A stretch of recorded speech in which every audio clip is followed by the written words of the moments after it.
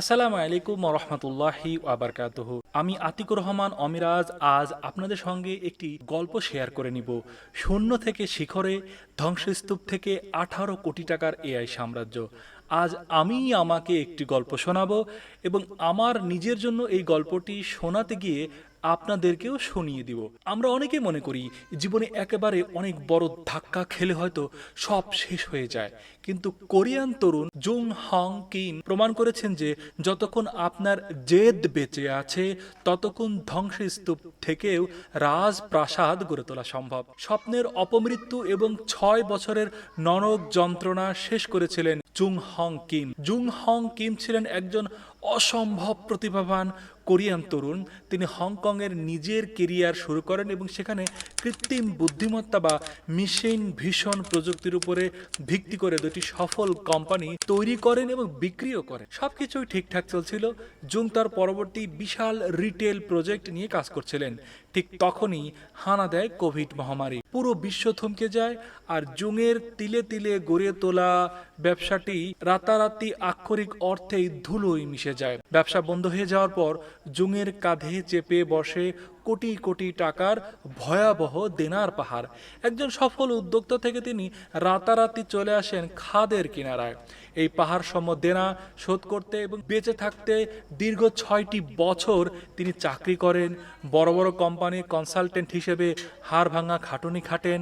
6টি বছর দেনার বোঝা মাথায় নিয়ে প্রতিদিন সকালে ঘুম থেকে ওঠা কতটা যে যন্ত্রণাদায়ক তা কেবল তিনিই ভালো জানতেন। কনসালটেন্সি করার সময় জুং লক্ষ্য করেন বড় বড় কোম্পানির সেলস টিমগুলোর মানুষেরা একটা নির্দিষ্ট জায়গায় এসে প্রচণ্ড ভোগান্তিতে পড়েন। তারা সারাদিন ক্লায়েন্টের সঙ্গে কথা বলে, কিন্তু দিন শেষে সিআরএম সফটওয়্যারে কোনো ক্লায়েন্ট কি বলল তা ম্যানুয়ালি টাইপ করে ডাটা এন্ট্রি করতে একদম তাদের ঘাম বেরিয়ে যায়। সেলসের মানুষ কথা বলতে ভালোবাসে, কিন্তু ডাটা এন্ট্রি করতে তারা প্রচন্ড ঘৃণা করে। জুং বুঝলেন এটাই সুযোগ। মানুষকে চিন্তা যেভাবে কম্পিউটারে সেভ হয়, এই দুইয়ের মাঝখানের দূরত্বটা যদি এআই দিয়ে পূরণ করা যায় তবে এটা বৈপ্লবিক কিছু তৈরি করা সম্ভব। তিনি তার সহ প্রতিষ্ঠাতাদের সঙ্গে এই কাজটি শুরু করে দিলেন। জেদের জোরে, যে কতটা শক্তিশালী জেদ, জুং একটি নতুন সফটওয়্যার বানালেন।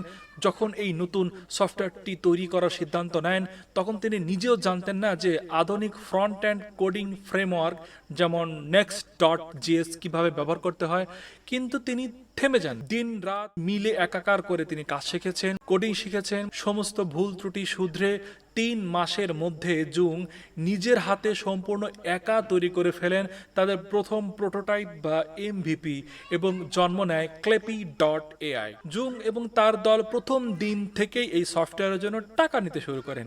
তারা কোনো ফ্রি ট্রায়াল বা মিথ্যা কথায় বিশ্বাসী ছিলেন না। জুং জানতেন তার প্রোডাক্টটি মানুষ আসলে একটি আসল এবং অত্যন্ত কষ্টদায়ক সমস্যার সমাধান করছে, তাই মানুষ এটা টাকা দিয়েই কিনে ব্যবহার করতে বাধ্য হবে। ফলাফল কি হলো? মাত্র অল্প কিছুদিনের মধ্যেই উত্তর আমেরিকা ও অস্ট্রেলিয়ার মধ্যে বড় বড় যে বাজার, এই সমস্ত দেশের 4000টি কোম্পানি তাদের সেলস টিম পরিচালনা করার জন্য জুং এর তৈরি সফটওয়্যারটি ব্যবহার করা শুরু করেন। মাত্র 3 জন মানুষের এই বুটস্ট্র্যাপ কোম্পানির বর্তমান প্রতি মাসে 5 ফিগার ইউএস ডলার আয় করছে, যা প্রতি মাসে জুং এর পকেটে আসছে কমপক্ষে $10,000-এরও বেশি, যা বাংলাদেশি টাকায় প্রায় 12 লক্ষ টাকা। 2026 সালের শেষে জুং এর কোম্পানির বার্ষিক $1.5 মিলিয়ন বা বাংলাদেশি টাকায় প্রায় 18 কোটি টাকা মাইল ফলক স্পর্শ তারা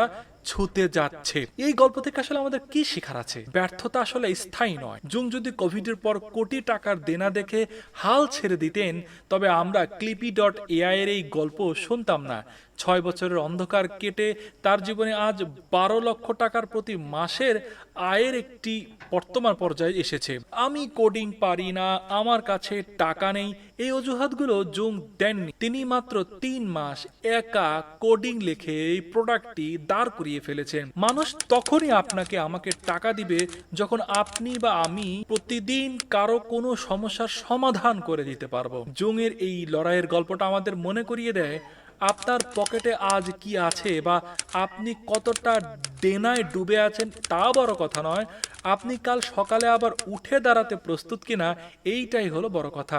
আমার সহ আমাদের সকলকে একটি কথা মনে রাখা দরকার, যে কোনো একটি কাজ খুব খুব খুব ভালো করে শেখা উচিত। মাল্টিটাস্কিং বেজ নলেজ খুব বেশি সফলতা দেয় না।